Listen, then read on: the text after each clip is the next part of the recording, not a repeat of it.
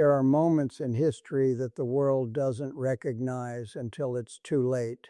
Moments where a single decision, made behind closed doors, in a room most people will never see, quietly detonates beneath the foundations of the global order. This is one of those moments. On a Sunday, in a video quietly carried by Iranian state media, a member of the Assembly of Experts, the secretive clerical body entrusted with choosing Iran's most powerful figure, looked directly into the camera and said something that sent shockwaves through every intelligence agency. Every foreign ministry and every war room from Washington to Beijing. The issue of determining the leadership, he said, has been completed. The name of Khamenei will continue. Think about that. Not a new name, not a reformer, not a technocrat, not a diplomat. The name Khamenei, a dynasty, in a theocratic republic that spent 40 years insisting it was not a dynasty. And somewhere in the West Wing of the White House, an aide carried those words to the President of the United States, and the response was immediate, visceral, and unmistakable. Donald Trump called it unacceptable, not unfortunate, not concerning, unacceptable. That word, that single pointed presidential word, is a fuse. And right now the whole world is watching to see if it reaches the powder. Let me set the scene for you. Picture Tehran. Not the Tehran of postcards or tourist brochures, but the Tehran that matters. The Tehran of marble-floored meeting rooms behind fortified walls. The Tehran of clerics in black robes whispering in corridors while the Revolutionary Guard stands watch at every door. The Assembly of Experts has 88 members, all of them clerics, all of them vetted, approved, and sanctioned by the very system they now control. When they meet, no press enters, no cameras roll. The deliberations are sealed from the world like a confession.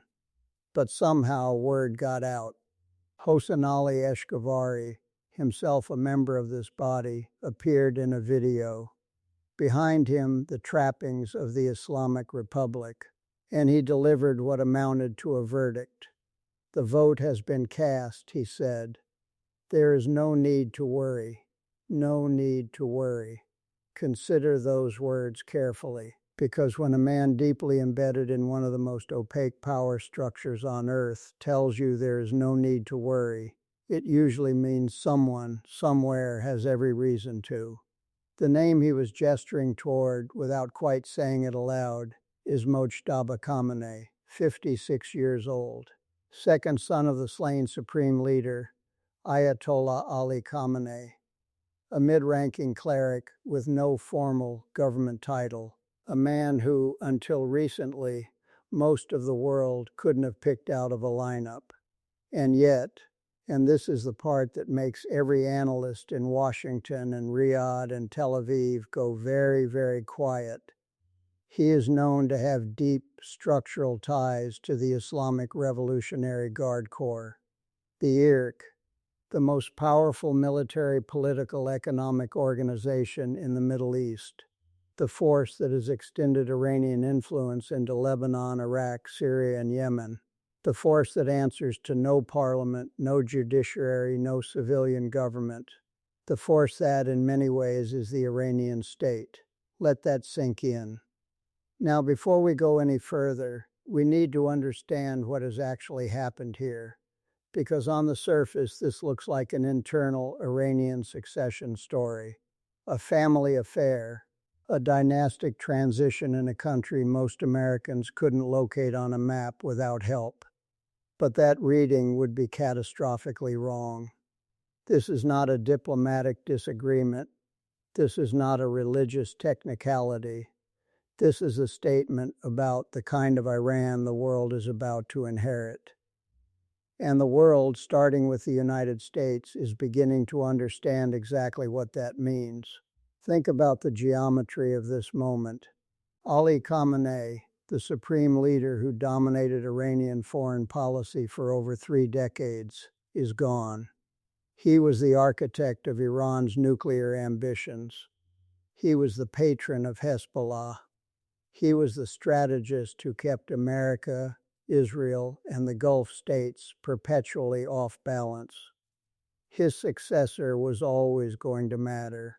But Mojtaba Khamenei, a man with no public track record, no diplomatic history, and an intimate relationship with the most militarized branch of the Iranian state, is not a signal of moderation.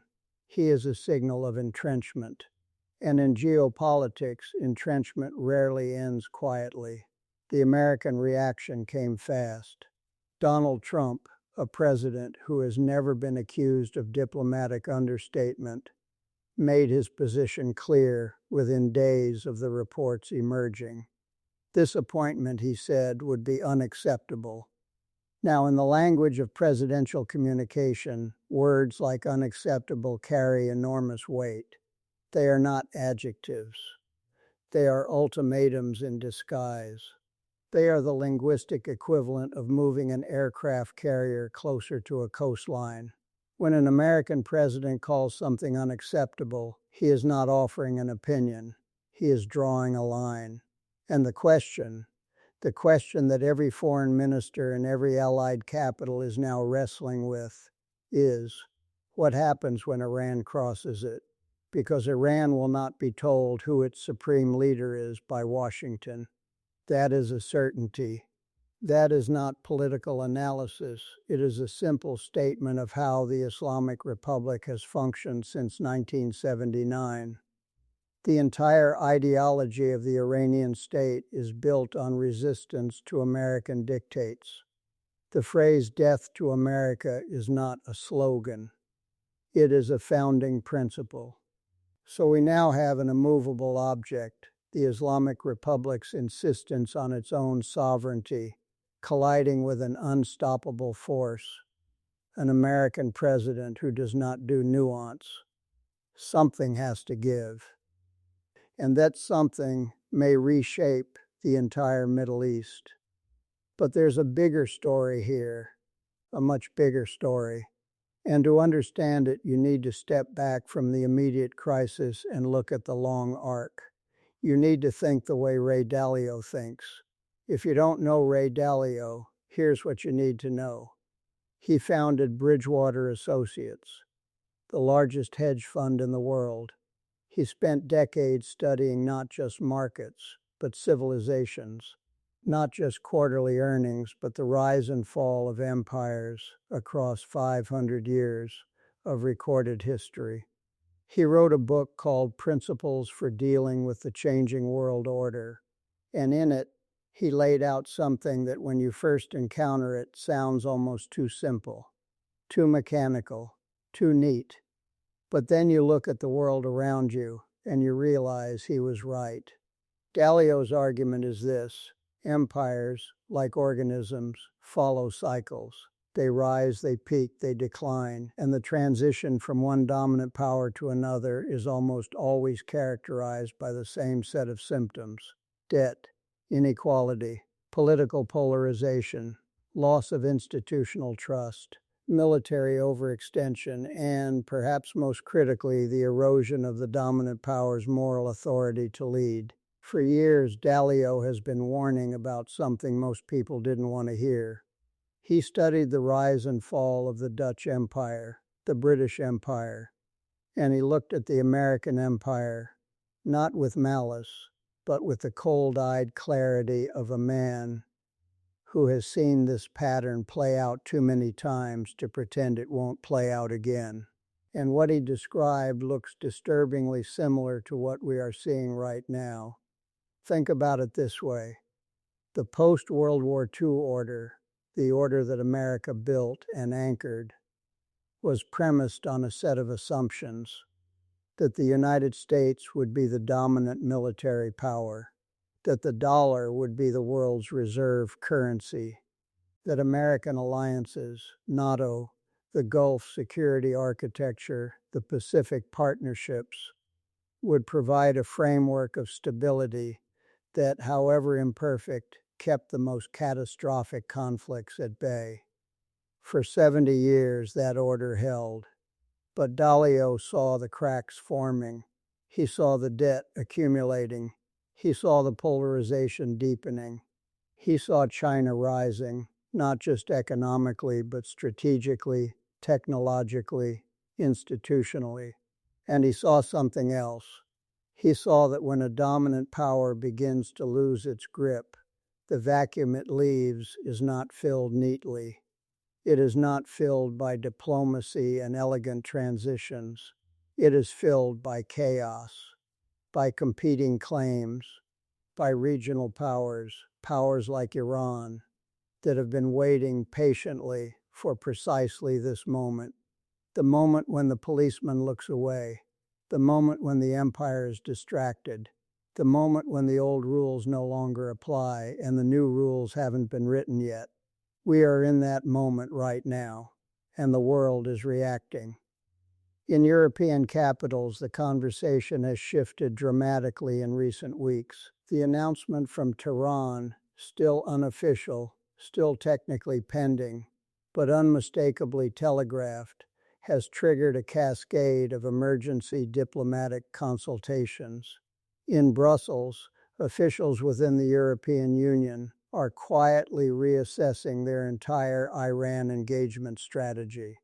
The nuclear deal, the JCPOA and its various resurrection attempts, was always predicated on the assumption that there existed, within the Iranian system, a faction willing to negotiate, a reformist bloc, a moderate tendency.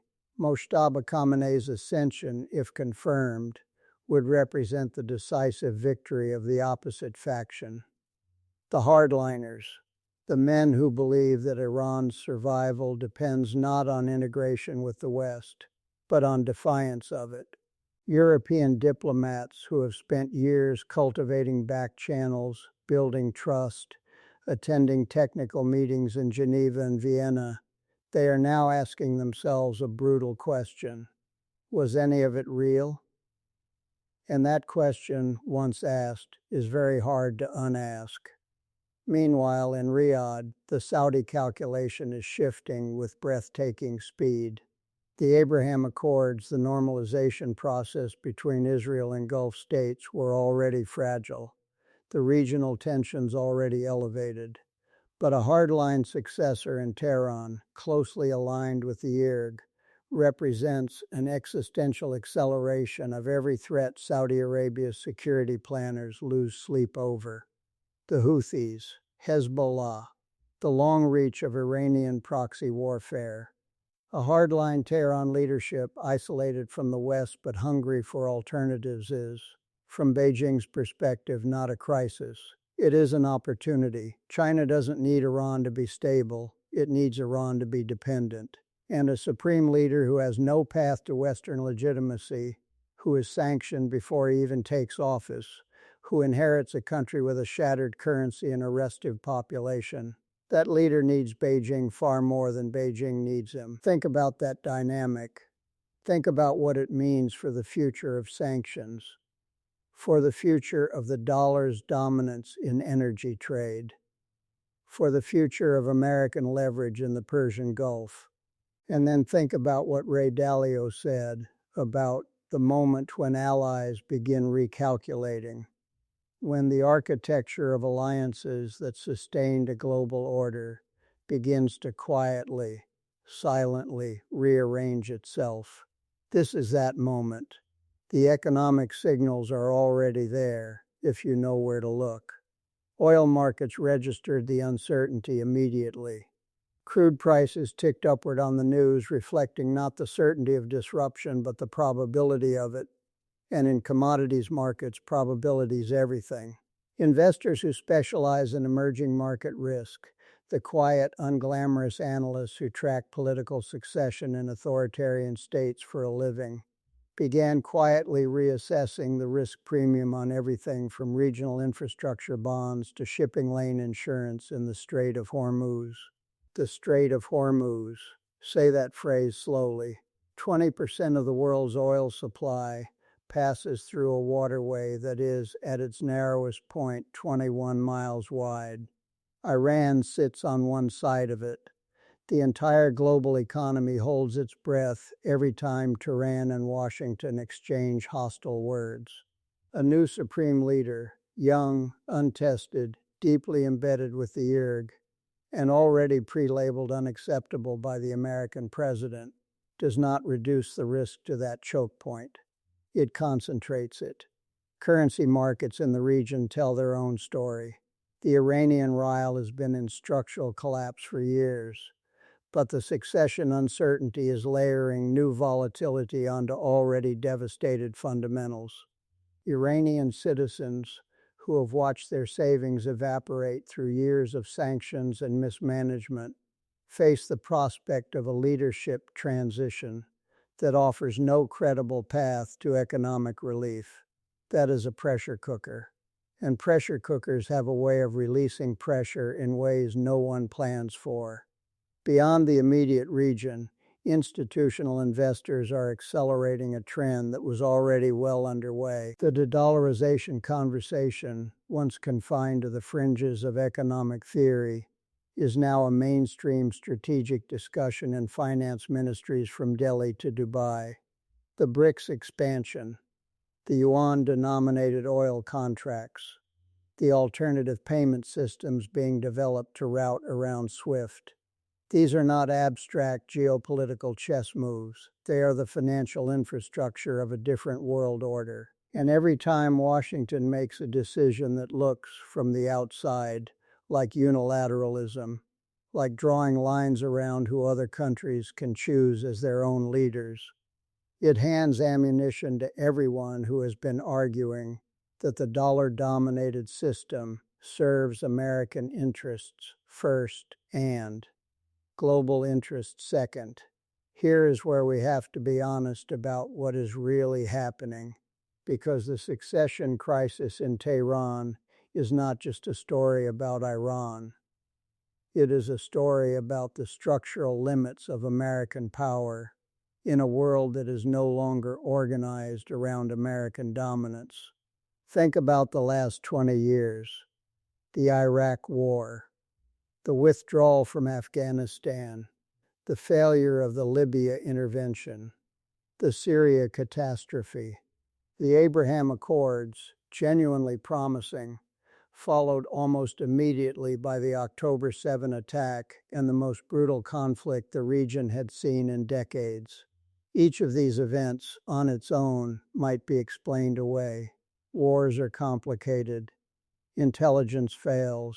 Diplomacy is hard. But taken together, as Dalio would insist we must take them together, they tell a different story. They tell the story of a power that is no longer able to convert military dominance into lasting political outcomes. A power whose institutional credibility, the credibility that made the world, on balance, willing to accept American leadership, is eroding. Not because America is weak. America is not weak. But because credibility is not the same as capability. And the gap between what America can do and what America is trusted to do has been widening for 2 decades. That gap is what Iran is exploiting. That gap is what China is measuring. That gap is what the assembly of experts in their sealed chamber in Tehran may have factored into their calculation.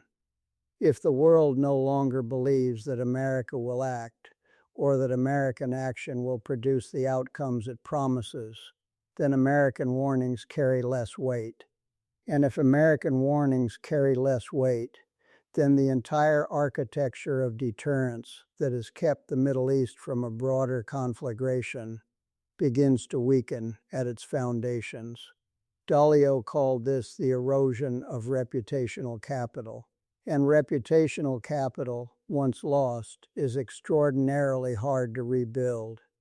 But there's something else, something that doesn't get discussed often enough, because it requires a kind of intellectual honesty that is uncomfortable for everyone involved. The Islamic Republic of Iran is not simply a rogue state defying a rules-based international order. It is a civilization. It is a country with 86 million people, one of the oldest continuous cultures on Earth, a language and a literature and a history that predates the United States by several thousand years. And the people of Iran, the young people especially, the women especially, have been sending signals for years. They took to the streets in 2009. They took to the streets in 2019. They took to the streets in 2022 after the death of Mahsa Amini in a protest movement so powerful, so sustained, so viscerally connected to the deepest questions about human dignity and freedom that it shook the foundations of the entire theocratic system, and the system held. Through arrests, through executions, through the grinding brutality of a state that knows, as all such states know, that its survival depends on its willingness to use force against its own people. But here is the question that Dalio's framework forces us to ask. How long can a system sustain itself on suppression alone? Historically, the answer is longer than you'd hope, but not forever. The Soviet Union lasted decades beyond the point where it had lost the consent of its population. The apartheid system in South Africa persisted for a generation after it had become morally indefensible to the world. The Berlin Wall stood for 28 years, and then, in the space of a few weeks, it didn't. The transition from Ayatollah Khamenei to his son, if confirmed, may look, in the short term, like the hardline faction winning, like the system consolidating, like the Revolutionary Guard tightening its grip on power. But in the long arc of history, in the framework that Dalio spent decades constructing, it may also look like a system that has run out of ideas. A system that, when confronted with the choice between adaptation and entrenchment, chose entrenchment. That choice always has consequences. It just doesn't always have them on a timeline that's convenient for analysis. And now, the countdown. Because this story does not exist in isolation. In the coming weeks and months, a series of events will unfold that will either confirm or complicate everything we've just laid out. The first is the formal announcement from the Assembly of Experts. The succession has been telegraphed but not yet officially proclaimed. When it is, and the member of the Assembly who appeared on video suggested it would be soon, the diplomatic response from Washington, from Riyadh, from Tel Aviv, and from Brussels will be immediate and consequential. Will there be new sanctions? Almost certainly. The question is whether they will be designed to change behavior or simply to express displeasure. The second is the status of Iran's nuclear program. Under the elder Khamenei, Iran advanced its uranium enrichment to levels that put it within weeks of weapons-grade material, whenever, if ever, it chose to make that final step. A new supreme leader, with deep Irg ties, confronting an American president who has already called his appointment unacceptable, faces an enormous strategic temptation. The temptation to use nuclear ambiguity as a shield, to say, you cannot touch us because you do not know what we have. That calculation has kept Iran safe before. But it is an extraordinarily dangerous game with an American president who has, in his first term, shown a willingness to take kinetic action. The assassination of Qasem Soleimani was not a rhetorical flourish. It was a missile strike on a sovereign nation's most powerful military commander. This president has done this before, and a new supreme leader who doesn't know yet where Donald Trump's real lines are, that is a recipe for miscalculation. And in geopolitics, miscalculation is how wars start. The third factor is Israel. The Israeli security establishment has been operating in a sustained state of strategic preemption for years. The strikes on Iranian proxies, the intelligence operations inside Iran itself, the ongoing campaign to delay and degrade Iran's nuclear capability, a leadership transition in Tehran, a moment of potential institutional confusion, of new chains of command being established, of old decision-making protocols being renegotiated. is also, from Israel's perspective, a window. Whether Israel chooses to open that window depends on calculations we are not privy to. But the window is there, and windows in the Middle East have a way of not staying closed. The fourth and perhaps most profound factor is the Iranian people themselves. A new supreme leader, installed by a clerical body, inheriting a country with 40% inflation, a collapsed currency, a brain drain of its best and brightest, a young population that has watched its peers arrested and executed for the crime of protesting in the streets. That leader faces a domestic legitimacy crisis before he even assumes the title. And when a state faces simultaneous external pressure and internal delegitimization, when it is squeezed from outside by sanctions and threatened from inside by its own population, the historical record tells us what tends to happen. The state either reforms or it radicalizes. There is no third option. So let us end where we began, with the weight of this moment, with the understanding that history rarely announces its turning points in advance, that the moments which reshape the world rarely look, when they are happening, like the moments that will be studied in classrooms 50 years from now. The assassination of Franz Ferdinand looked like a local incident. The day the Soviet Union tested its first nuclear weapon looked like a technical achievement. The day the Berlin Wall fell looked like a crowd of people taking a walk. And this, a cleric appearing on Iranian state media, a presidential declaration of unacceptable, a dynasty being born inside a theocracy that was supposed to have abolished dynasties forever. This may look, right now, like regional politics. But think about what it actually is. It is a new chapter in the oldest conflict of our era. The conflict between American-led order and the rising coalition of states that refuses to accept that order's terms. It is a test of whether the architecture of deterrence that has kept the world from a broader catastrophe still holds. It is a question about what happens to the 86 million people of Iran, brilliant, educated, furious, restless, when the system that rules them chooses a path that offers them nothing but more of the same. It is a signal, picked up by every power on earth, about the direction of the next decade. And it raises questions that none of us, not the analysts, not the intelligence agencies, not the presidents or prime ministers or supreme leaders, can answer with certainty. What does a Mojtaba Khamenei-led Iran do with its nuclear program? What does Donald Trump do when his red line is crossed by a country with 86 million people in the world's fourth largest oil reserves? What do the people of Iran do when they realize that after everything, after 2009, after 2019, after Mahsa Amini and the blood on the streets, the answer their system has given them is a son following a father? And what does the world do when the old order has clearly ended, but the new order hasn't yet been born? History doesn't wait for us to be ready. It moves.